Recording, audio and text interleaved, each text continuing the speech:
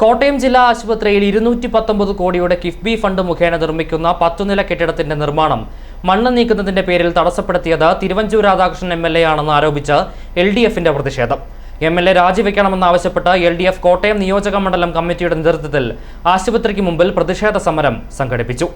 CPIM സംസ്ഥാന committee അംഗം K. Anilkumar ഉദ്ഘാടനം ചെയ്തു.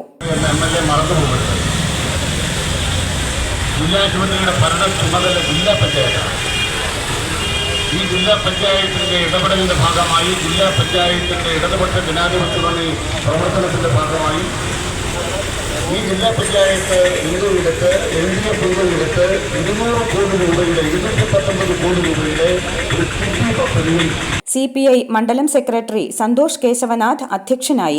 LDF മണ്ഡലം secretary MK Prabhakaran, CPIM area secretary B. Sasikumar, ജില്ലാ കമ്മിറ്റി അംഗം CN സത്യനേശൻ, നഗരസഭാ പ്രതിപക്ഷ നേതാവ് ഷീജ അനിൽ, LDF നേതാക്കളായ PJ Varghese, Abi Kunnepparambil, NN Vinod, Joji Karuthiyadan, PK Anandakuttan, Paulson Peter, Sabu Murikkaveli, Babu Kappakala, KR Manoj Kumar, Hashim Cherikkal എന്നിവർ സംസാരിച്ചു.